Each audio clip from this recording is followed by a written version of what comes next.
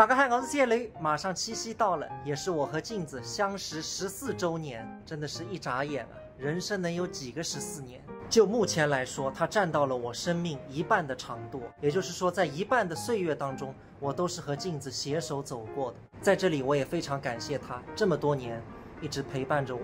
所以今年的七夕礼物就是打了一对对戒，正好是结婚时候的3金，不过那时候的款式落后了，所以把那个金融了一部分，做了一个对戒。今天应该完工了，赶紧去看一下。做的就是这一款。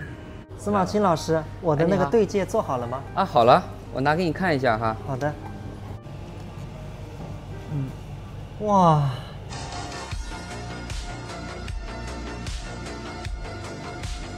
朋友们，一对钢珠我是相当的满意。兄弟们，一方面做得好看，第二个工费两个加起来520块，我也能够接受。作为14周年的礼物，钢珠部肯定欢喜。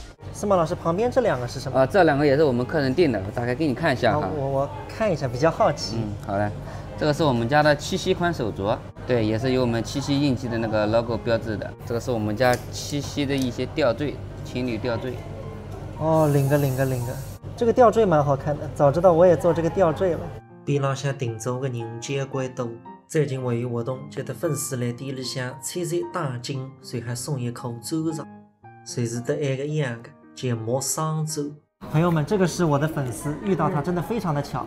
你是来做啥的？我是来打金的，然后今天也非常幸运收到你的第一单，那个送的裸钻，非常幸运。本来你还不知道可以送吧？对。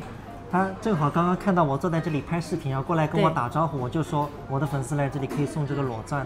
看看，那个就是缘分啊，对，缘分。我从上海过来，正好。哦，你上海过来的？对的。自刚马上也开到上海去了，下趟你是用不到过到苏州来。搿支部参赛礼物做孩子，你看看。哟，这都是要漂亮的呢。来，我现在帮你打，拿侬搿个半个爱心放辣上头，哎。这个你这个拼起来的，你看，天长地久永不分。